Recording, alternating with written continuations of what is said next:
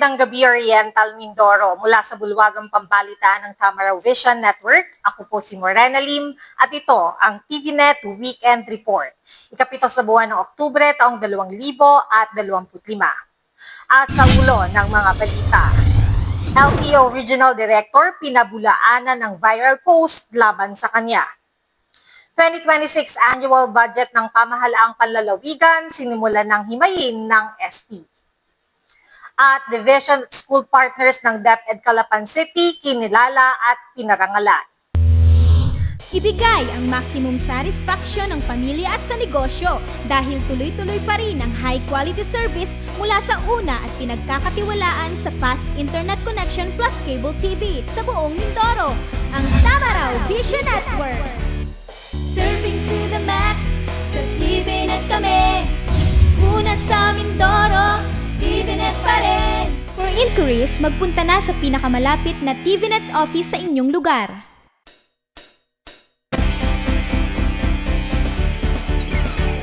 Sa detalye ng ating mga balita, bilang pagtugon sa malaking pangangailangan sa dugo, patuloy sa pagsasagawa ang Rotary Club of Downtown Calapan o RCDC, katuwang ang Red Cross Oriental Mindoro Chapter ng Bloodletting Activity. Ika-6 ng Nobyembre sa RCDC Headquarter, muli nilang isinagawa ang Dugong Alay, Dugtong Buhay. Bilang pagtugon sa malaking pangangailangan sa dugo, patuloy sa pagsasagawa ang Rotary Club of Downtown Calapan o RCDC, katuwang ang Red Cross Oriental Mindoro Chapter ng Bloodletting Activity. Ika-6 ng Nobyembre sa RCDC Headquarter, isinagawa ang Dugong Alay, Dugtong Buhay sa pangunguna ni RCDC President Chessy Pine at si Red Cross Oriental Mindoro Head Guadafe de Leon. Bukod sa mga miyembro na nasabing organisasyon, may ilang individual rin ang nagtungo upang tumugon sa panawagan ng pagmamalasakit sa kapwa. Si Rotarian Jack Ray Davalos Cayoso, isa sa mga blood donors, masayaan niya siyang makatulong.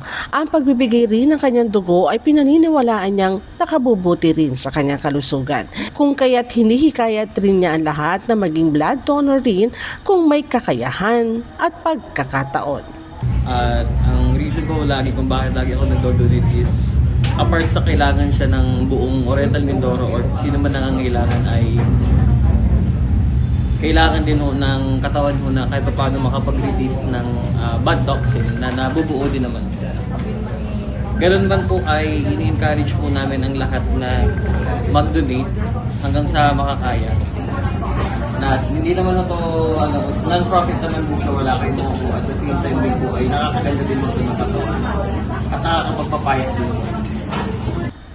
Ayon naman kay Red Cross Head Guadafe de Leon, lubang malaki ang pangangailangan sa dugo sa lalawigan. Ang target nilang malikom na 30 bags ay isang maaga at magandang handog na rin ngayong Kapaskuhan. So ganda po nitong gawain na to kasi po sa buong Oriental Mindoro po may kakulangan po tayo ng dugo na kung saan napakadami pong nangangailangan ng dugo. Kasi po, nandiyan na po ang kabilat ka ng aksidente na kung saan nangangailangan ng dugo. And yung madami pong cases ngayon na may kidney problem na kung saan 3 times a week sila nagda-dialysis na kung saan sila ay nangangailangan din po ng dugo. And then, pangatlo po ay yung sa panganak. So, yun po ang talagang nangangailangan ng dugo. Sa Madala, bumisita rin sa nasabing gawain si Rotary District 3820 Governor Cherry Milo at past District Governor Levi Tolentino, kasama si Deputy District Governor Edwin Acob at Secretary Lisa Acob. Pasasalamat naman na pinaabot ni RCDC President Chessy Pine sa lahat na nakiisa at nakibahagi.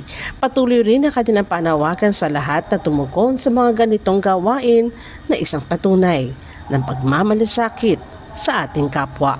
Matagumpay na idinaos ng Schools Division of Calapan City sa pamumuno ni Schools Division Superintendent Susana M. Bautista ang 2025 Stakeholders Recognition Attribute of Gratitude na ginanap sa OMNHS Gabaldon Building kamakailan lamang. Narito ang mga naging kaganapan. Matagumpay na idinaos ng Schools Division of Calapan City sa pamumuno ni Schools Division Superintendent Susana Bautista ang 2025 Stakeholders Recognition, a tribute of gratitude na ginanap sa OMNHS Gabaldon Building kamakailan lamang. Layunin nito na kilalanin at pasalamatan ng mga division supporters at partners. Gayon din ang mga school partners na patuloy na nagbibigay ng walang sawang suporta upang mapaangat ang kalidad ng edukasyon sa lungsod ng Calapan. Dumalo rin sa naturang gawain ang lahat ng public elementary at secondary school heads, kasama ang kanilang mga public schools district supervisors. Samantala, kabilang naman sa mga binigyang pagkilala at parangal bilang school partner ang Tamaraw Vision Network Incorporated at nangakong patuloy na magiging katuwang ng DepEd. To a wider audience. Personal ring dinaluhan na nasabing okasyon ni City Mayor Doyle Yatson na nagbahagi ng kanyang mensahe ng pagtutulungan at dedikasyon tungo sa higit pang kahusayan sa larangan ng edukasyon. Muling ipinahayag ng Schools Division of Calapan City ang taus-pusong pasasalamat sa lahat ng katuwang at stakeholders na patuloy na kabalikat sa pagtaguyod ng tagumpay at paglilingkod para sa bawat mag-aaral na Calapeño.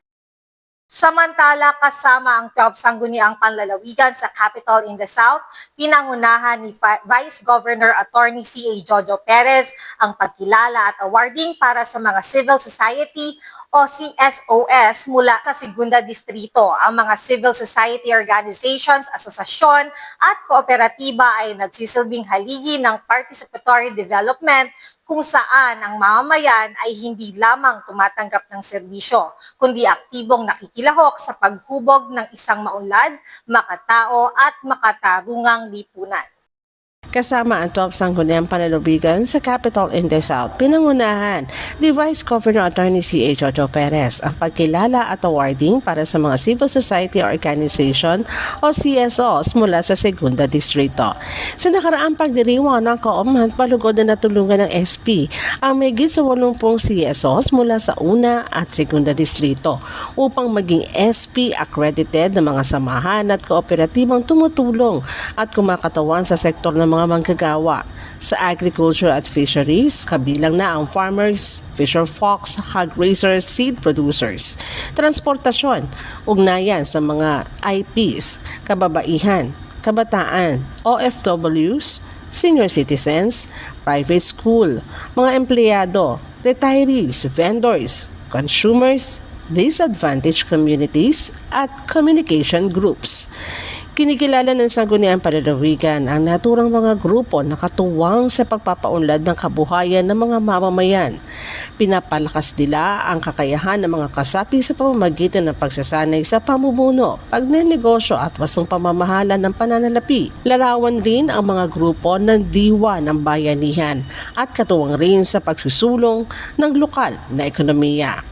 Ang mga civil society organizations, association at kooperatiba ay nagsisilbing haligi ng participatory development kung saan ang mamamayan ay hindi lamang tumatanggap ng serbisyo, kundi aktibong nakikilahok sa paghubog ng isang maunlad, makatao at makatarungang lipunan.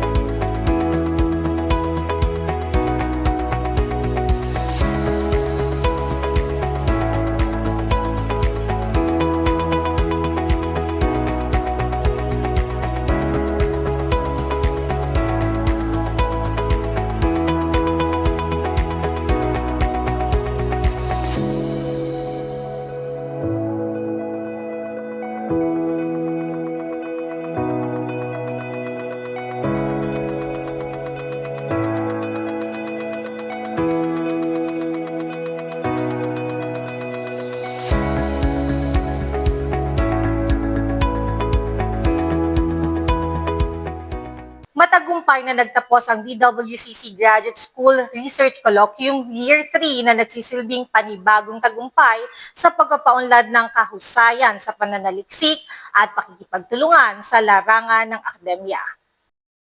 Matagumpay na naisagawa ang DWCC Graduate School Research Colloquium Year 3 na nagsisilbing panibagong tagumpay sa pagpapaunlad ng kahusayan sa pananaliksik at pakikipagtulungan sa larangan ng akademya. Kabilang sa mga lumahok sa nasabing pagtitipon ng mga guro at kawani ng DWCC Graduate School, mga mag-aaral sa graduate level, mga tagapagsalita at tagapaglahad ng pananaliksik, Graduate School Student Council at mga kalahok mula sa iba't ibang higher education institutions na nag-ambag upang maging matagumpay ang nasabing kaganapan. Sa ikalawang bahagi ng programa, ibinahagi ng bawat inibitahang tagapagsalita ang kanilang mga mahalagang inputs ng kanilang pananaliksik na nagpapatunay lamang ng kanilang dedikasyon at kahusayan, habang ang mga academic reviewers naman ay nagbigay rin ng makabuluhang puna at rekomendasyon. Samantala, naging makabuluhan rin ang talakayan sa pagbabahagi ni Dr. Mark Angelo Balendres, isang profesor at graduate program coordinator ng Department of Biology, College of Science sa De La Salle University. Binigyan din ni Dr. Balendres na hindi kailangan maging komplikado ang mga pag-aaral. Maaari itong maging simple ngunit elegante. Ipinaliwanag din niya ang malinaw na pagkakaiba ng ethics at integrity sa pananaliksik at pinalalahanan ng mga scholar na ang isang tunay na mananaliksik dapat ay isang tao ring may integridad. Magbabalik po ang TVNet Newsline makalipas ang ilang paalala. Bakit ka kasi kumabit? Alam mong di tama yan, di ba? Huwag ka nang gumamit ng pag-aari ng iba. Nakakaperwisyo ka sa mga legal na cable. Lumalabo ang signal nila. Mahiya ka naman, hoy. Illegal na cable mo, putulin na. Ano, gusto mo bang umabot pa sa kulungan? Umiwas ka na sa gulo tsaka skandalo. Huwag maging kabit. Magpakabit ng tama ngayon. Supported by PCTV. Good news po para sa lahat ng subscribers ng Cable TV at Cable Internet. Naisabatas na po ang Anti-Cable Television and Cable Internet Tapping Act of 2013. At ayon dito, bawal makikabit ng Cable TV at Cable Internet. Ang parusa sa sino mang lumabag sa batas na ito ay pagkakakulong at pagbabayad ng malaking multa. Bayad ka na nga, kulong ka pa. Kim Atienza po, nagsasabing pagdating sa batas, hindi weather-weather lang. Huwag maging kabit. Supported by the PCTA.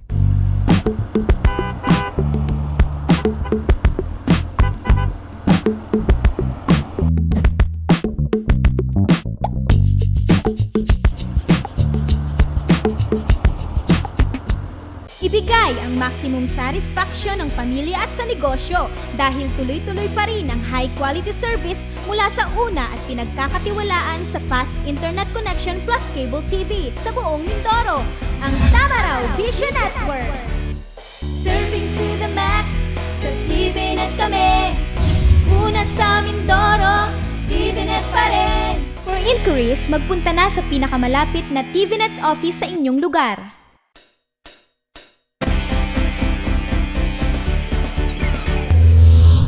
Sa pagpapatuloy ng ating mga balita, pinabuluanan ni LTO Mimaropa Regional Director ang viral post kaugnay sa di umano'y pagkakasuspinde sa kanya at ang mga reklamong ibinabato sa kanya.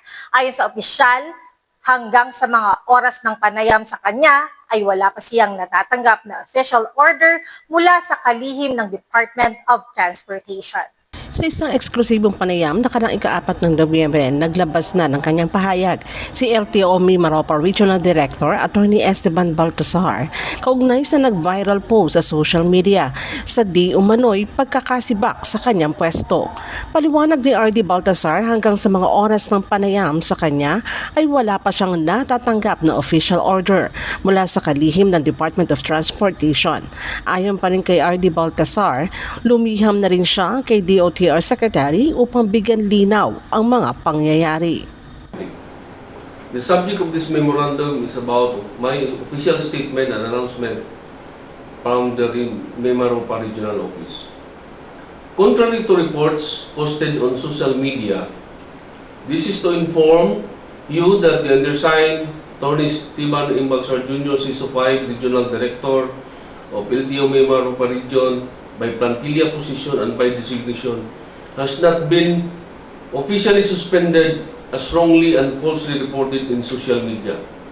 As a presidential appointee by the President of the Republic of the Philippines, as the appointing authority for third-level positions in the Carrier Executive Service.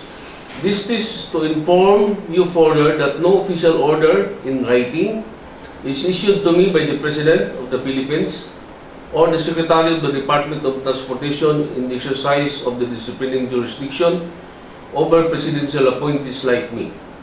This is to inform further that the President of the Philippines, as the appointing authority of presidential appointees, is the only disciplining authority, and by authority of the latter, the Department Secretary in the Executive Department may investigate and impose preventive suspension or penalty over presidential appointees involved in non-presence, misfeasance, and malfeasance while in public office. As such, for the information of the officers and employees of LTO Mimaropa Region and the public, there resides still the duly appointed and designated Regional Director of the Land Transportation Office, Mimaropa Region, for dissemination in the interest of transparency and accountability. Signed, Attorney Esteban Imbalsar Jr., CISO-5 Regional Director, Mimaropa Region. Samantala, pahayag pa rin ni R.D. Baltasar, hindi rin aniya siya binigyan ng pagkakataon na sagutin ang mga ibinabatong reklamo laban sa kanya. Ang kawalan ng due process ay hindi aniya makatarungan para sa kanya na naglingkod sa pamahalaan sa loob ng mahabang panahon. They're doing everything to pin me down. And I heard that they're now filing case with me at the Ombudsman, looking for anybody who will, mga affidavits nila, ganun. Di ba? Ako, I'm willing to be investigated. But I should be afforded the right to due process. Kung gusto ni Assistant Secretary Lacanilaw, analisin ako, iparetire niya ako early, pwede naman niya ko kausapin eh. Naman kinukonsider yung length of service ko for the last 44 years, starting as an emergency helper, up to the time that I was appointed as regional director. He did not consider that. Samantalang siya ilang araw pa lang siya. I told him the performance of the region, the top performing region in the field of law enforcement, pagkatapos ganun gagawin niya. Ika-6 ng Nobyembre sinimulan na ng 12 Sangguniang Panlalawigan ang unang bahagi ng paghimay sa 2026 annual budget ng pamahalaang panlalawigan. Ang detalye sa ulat na ito. Ika-6 ng Nobyembre, sinimulan na ng 12 Sangguniang Panlalawigan ang unang bahagi ng paghimay sa 2026 annual budget ng pamahalaang panlalawigan. Pinangunahan ni Governor Yomelito Bonsolor ang presentasyon at paliwanag sa mga mahalagang detalye ng nabanggit na dokumento. Kasama niya ang mga hepe ng iba't ibang tanggapan ng Kapitolyo na kabilang sa General Public Services Sector, Economic Services Sector, Social Services Sector at Other Services Sector. Ang pagdinig ng SP Committee of the Whole ay pinangunahan naman ng Committee on Provincial Planning and Budgeting and Accounts sa pamumuno ni Bukal Ryan Arago at dinaluhan ni Vice Governor at SP Presiding Officer Attorney Antonio S. Perez Jr. at mga bukal ng Sangguniang Panlalawigan mula sa una at ikalawang distrito. Layunin ng gawain ito na talakayin at higit pang pag-aralan ng kaukulang pondo na ilalaan para sa pagsasakatuparan ng mga mahalaga at kinakailangang proyekto at programa ng pamahalaang panlalawigan at para sa mamamayan ng Oriental Mindoro sa susunod na taon. Samantala, magpapatuloy ang nasabing pagdinig sa susunod na linggo kung saan ay sasalang naman ang mga departamento at tanggapan ng kalusugan at serbisyong panlipunan. Samantala, upang matiyak ang ligtas at walang iligal na droga na biyahe sa pagunita ng undas, sabay na inulunsad ng Philippine Drug Enforcement Agency o PDEA, Mimaropa, ang Oplan Harabas na karaang ika-28 ng Oktubre sa mga pangunahing terminal ng transportasyon sa Oriental at Occidental Mindoro. upang matiyak ang ligtas at walang ilegal na droga na biyahe. Sa pagunita ng UNDA, sabay na inilunsad ng Philippine Drug Enforcement Agency o MIMAROPA ang Oplan Harabas nakaraang ika-28 ng Oktubre sa mga pangunahing terminal ng transportasyon sa Oriental at Occidental Mindoro. Sa kabuang 237 public utility drivers na sumailalim sa random drug testing, 5 ang nagpositibo at isa sa ilalim sa confirmatory test bago dumaan sa rehabilitation program.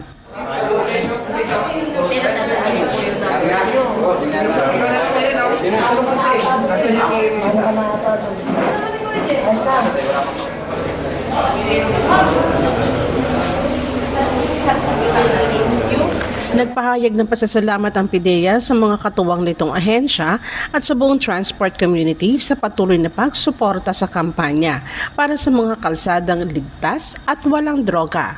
Ang naturang operasyon ay alinsunod na rin sa direktiba ng pamahalaang nasyonal na tuldukan ang paggamit ng ilegal na droga sa hanay ng mga public utility vehicle drivers sa bansa. Iba pang mga balita sa amin pong pagbabalik.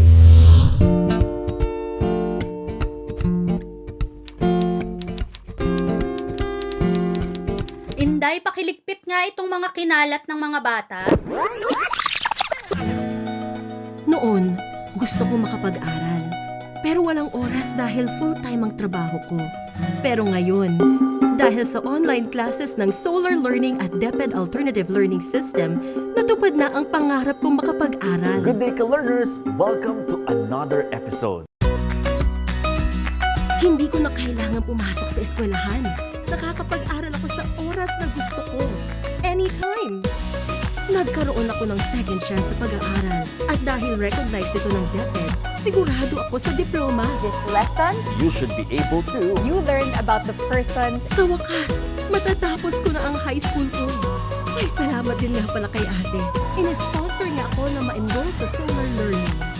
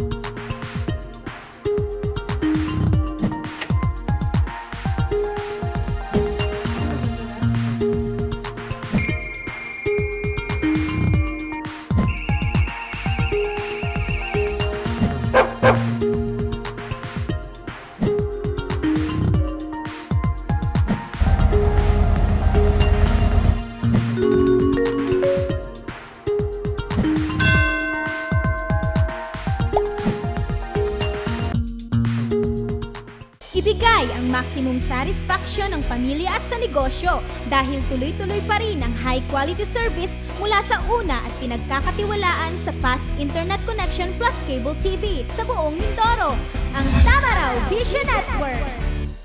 Serving to the max, sa TVNet kami. Una sa Mindoro, TVNet pa rin. For inquiries, magpunta na sa pinakamalapit na TVNet office sa inyong lugar.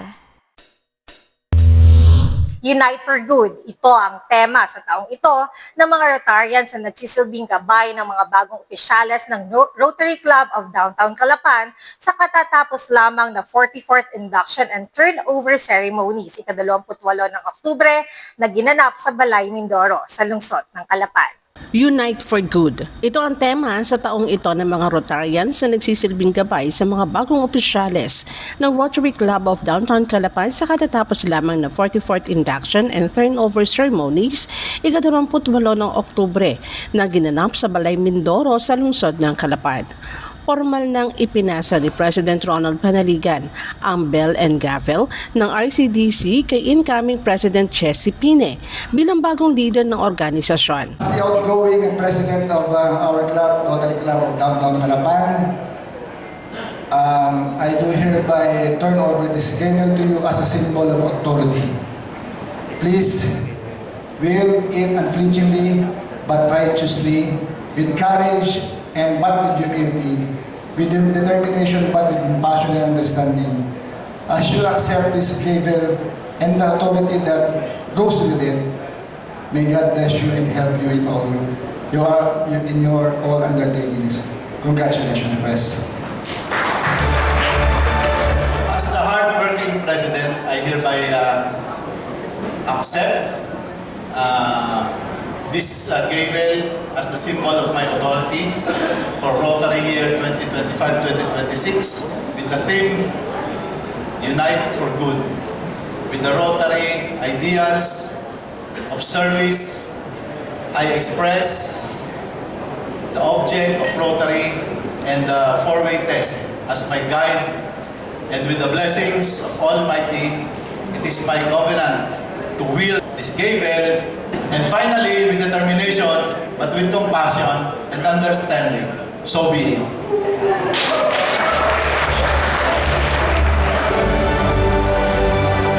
Thank you so much, President Peter and President Jessie. Pasasalamat ang nakindaman ng mensahe ni Past President Panaligan sa kanyang mga kasamahan na sumuporta at naging bahagi na kanilang isang taong matagumpay na paglilingkod sa pamayanan bilang mga Rotarian. So, RCTC, do not tolerate mediocrity in our club, please. Aim for excellence, always. We have raised the standards na eh. Nandito na tayo eh. Huwag natin yung ba standards. Pero I witnessed the governor's visit kanina. Ang ganda ng projects ng presidente namin. Palagay ko malalampasan yung nagawa ko. And congratulations, boss. Ang galing mo kanina. At yung mga incoming presidents, don't worry, huwag kayo makakatakot. We got your back. Nandito lang kami. Okay? So this is my last soka. So anong tawag dito? State of the Club Address. And I would like to say that the state of my club is very strong. We are very much united, and we remain a healthy club. Thank you very much. I love you all. Pinangunahan mismo ni hardworking District Governor Cherry Milo ang panunumpa ng bagong presidente kung saan ay sinundan ito ng pagtatalaga ng mga club officers na pinangunahan ni Provincial District Governor Ray Castillo. Do hereby solemnly swear. Upon my honor. Upon my honor. That I will faithfully and willingly discharge. That I will faithfully and really discharge. To the best of my ability. To the best of my ability. The duties and responsibilities. The duties and responsibilities. Of my position. Of my position. Fully conscious. Fully conscious. Of the important obligation. Of the important obligations. To which I have voluntarily. To which I have voluntarily committed to assume that I will abide by and uphold and uphold the provisions of the Constitution and bylaws of my club and that of Rotary International, ever putting into practice Rotary's motto service above self, and applying the four-way test as the basis of all my actions and actuations to help advance the object of Rotary.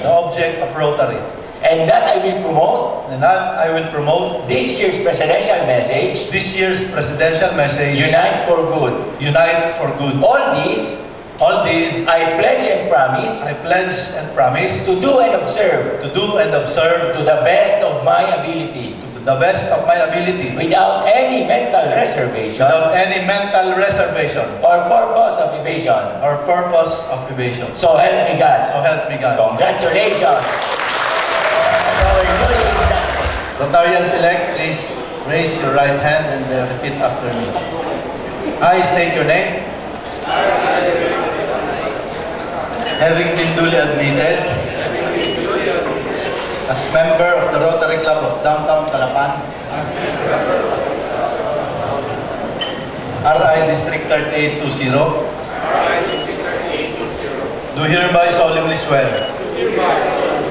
upon my honor that I will faithfully and willingly discharge to the best of my ability the duties and responsibilities of my membership, fully conscious of the important obligations to which I have voluntarily committed to assume.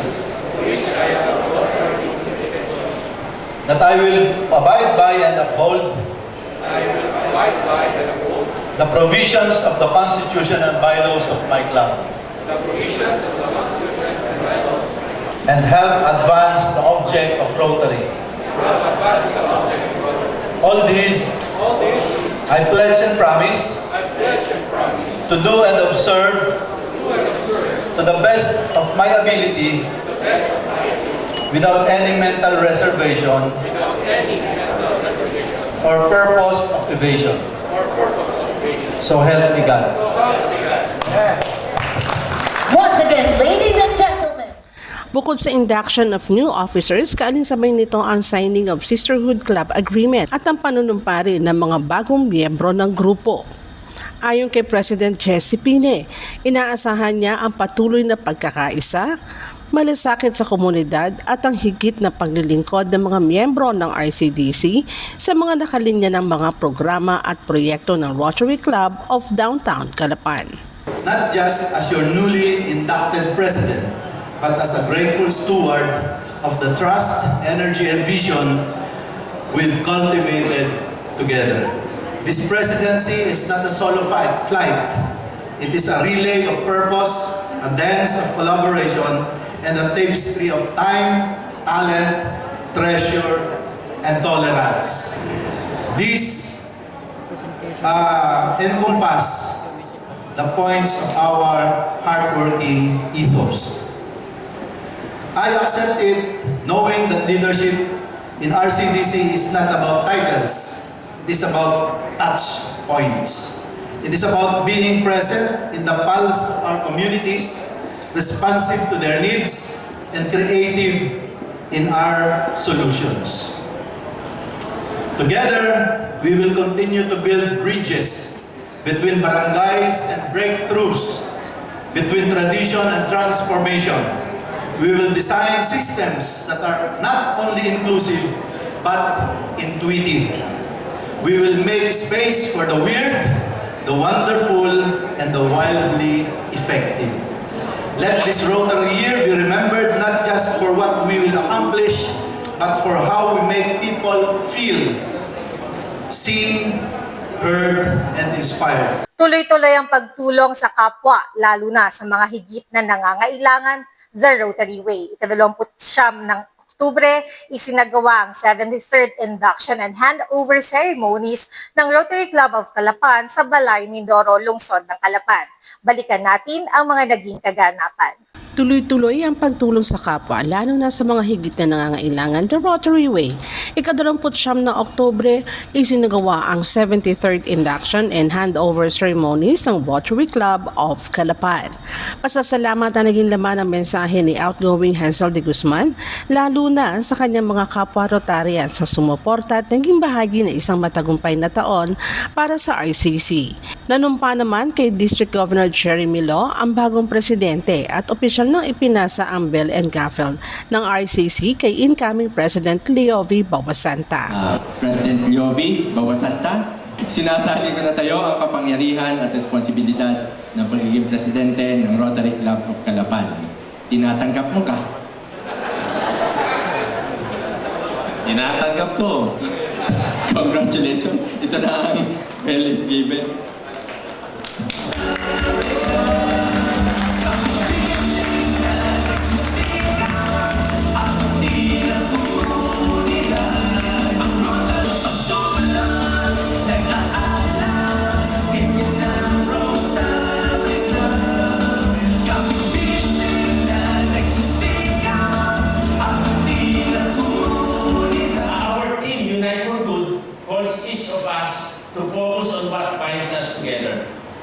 Our common goal of uplifting lives and strengthening communities in a world often divided by opinions and interests. Rotary reminds us that true leadership is not about position or power, but about the heart to serve and the courage to care. Congratulations to the new set of officers and members. May this Rotary Year be marked by compassion in action, unity in purpose, and goodness that endures. Thank you very much, and may God bless us all. Mabuhay ang Rotary Club of Calapan. Sa mensahe naman ni District Governor Cherry Milon, nagbigay hamon ito sa mga bagong uupo na opisyalis ng Rotary Club of Calapan para sa taong ito. Ipagpatuloy niya ang magandang nasimula ng organisasyon at sikaping pasiglahin pa ang kapatiran ng Rotary Club of Calapan. Pasasalamat naman ay pinahayag ni outgoing President Hansel de Guzman sa lahat ng mga miyembro sa tiwalang ipinagkaloob sa kanya at sa suporta ng mga nakaraang proyekto ng organisasyon. Alam natin how supportive po yung District 3820. Nag-start po tayo sa giving na $6,000. Sa Zone 10A, sa Zone 10A, meron tayong 10 distrito sa buong Luzon, Visayas, Mindanao. Pang number 10 po ang District 3820.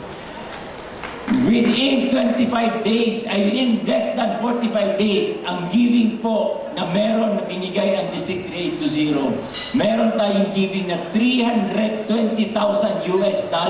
Top 2 na po tayo sa Zone 10A.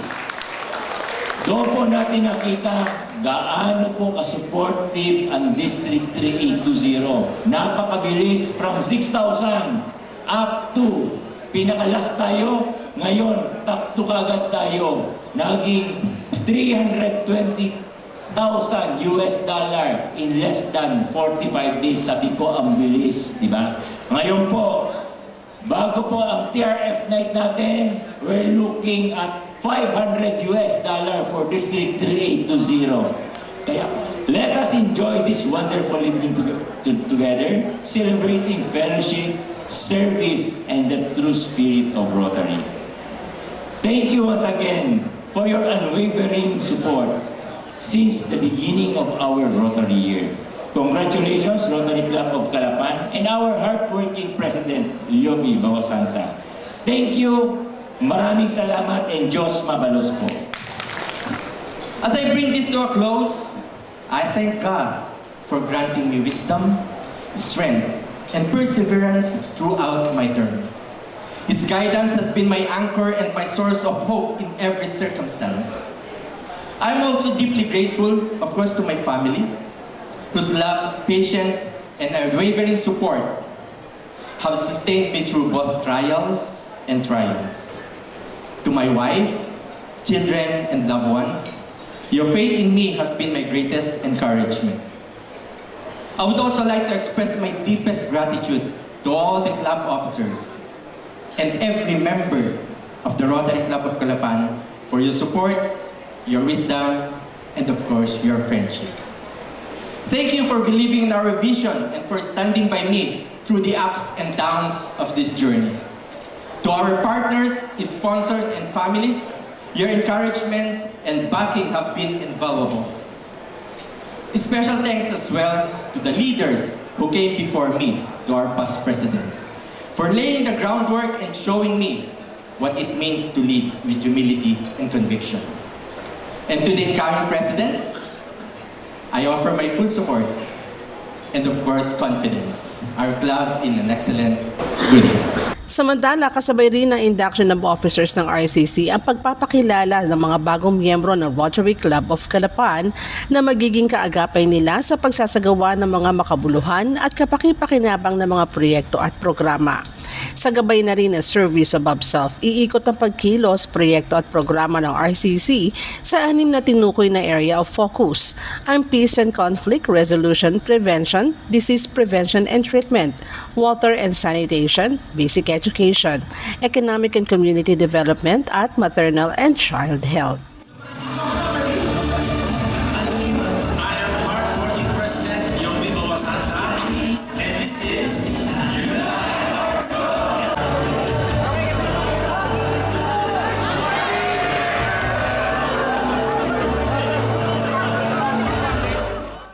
Samantala, alinsunod sa layunin nitong rehabilitasyon at transformasyon, matagumpay na idinaos ng BJMP Bansud District Jail sa ilalim ng pamumuno ni Jail Chief Inspector Brian Ayan Paul A. Ranyada, District Jail Warden, ang 2025 8th batch Katatagan, Kalusugan at Damayan ng Komunidad KKDK Graduation Ceremony. Alinsunod sa layunin nitong rehabilitasyon at transformasyon, matagumpay na idinaong sa BJMP Bansu District Jail sa ilalim ng pamumuno ni Jail Chief Inspector Brian Ian Paul Ranyada, District Jail Warden, ang 2025 8th Batch Katatagan, Kalusugan at Damayan ng Komunidad o KKDK Graduation Ceremony. Naging mas makulay at makabuluhan ang pagdiriwang sa presensya ng mga pamilya ng persons deprived of liberty na saksi sa mahalagang yugto ng pagbabago at muling pagbangon ng kanilang mga mahal sa buhay.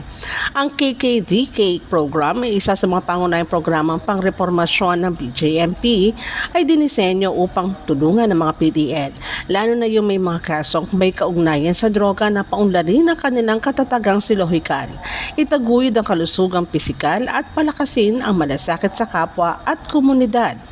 Sa kabuuan, 13 PDLs, 3 babae at 10 lalaki ang matagumpay na nagtapos sa programa bilang patunay ng kanilang pagsusumikap sa pagbabago, pagpapaunlad ng sarili at paghilom. Ang tagumpay na ito ay bunga ng pagtutok at dedikasyon ng mga KKDK facilitators na patuloy na nagsisilbing inspirasyon sa mga PDL sa loob ng pasilidad. Tampok sa seremonya inspirasyonal na mensahe ni Alexander Pereja, Senior Probation and Parole Officer, na binigyan diin ang kahalagaan ng rehabilitasyon, pag-asa at ikalawang pagkakataon sa loob ng correctional system. Higit pa sa isang seremonya ng pagtatapos, ang kaganapang ito ay sumasalamin sa patuloy na pagtutok ng BJMP sa makataong reformasyon, hindi lamang sa aspeto ng disiplina at kaayusan, kundi pati na rin sa emosyonal, espiritual at panlipunang kagalingan ng mga PDL.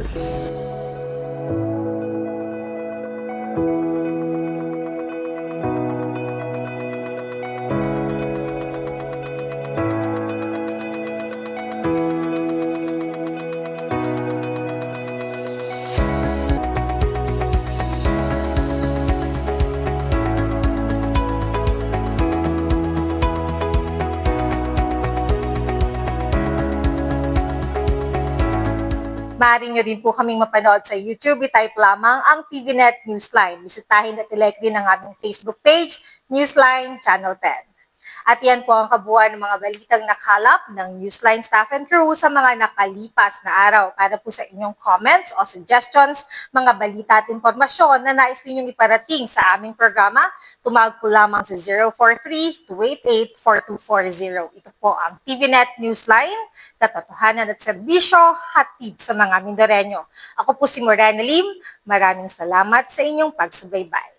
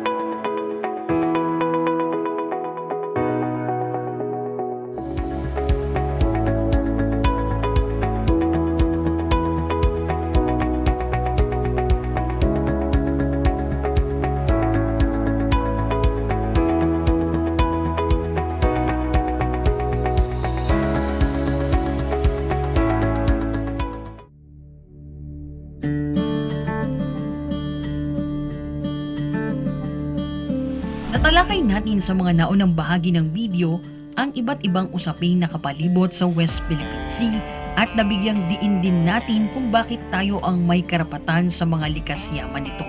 Kaya kailangan natin itong alamin, ipaglaban at suportahan. Dahil ito ang ating karagatan, ito ang ating karapatan, ito ang ating kinabukasan. Ang West Philippine Sea ay parte ng ating pagkakakilanlan. Ito ay mahalaga sa ating national integrity at soberanya. Ang mga isla natin sa Kalayaan Island Group ay nagsisilbering proteksyon natin laban sa mga panghihimasok na maaring magdulot ng panganib sa pambansang seguridad. Ang West Philippine Sea rin ay nagsisilbing pangunahing pinagkukunan natin ng pagkain, enerhiya at hanap buhay. Kaya nakasaad sa ating saligang batas na dapat natin itong protektahan dahil ang yamang dagat nito ay para lamang sa mga Pilipino.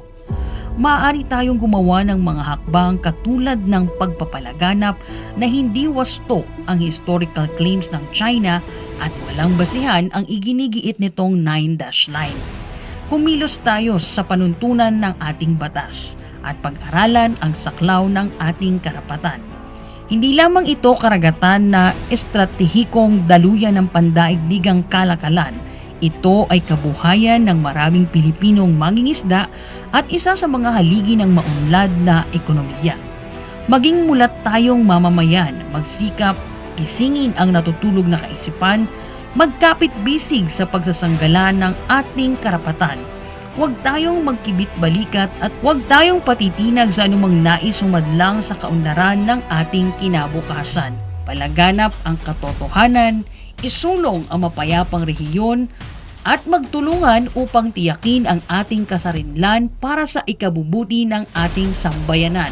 Pagtitibayin at palalaguin natin ang kamalayan at kaalaman ng buong bansa at titiyakin na maipapasa natin ito sa ating kabataan at ating susunod na mga salinlahi.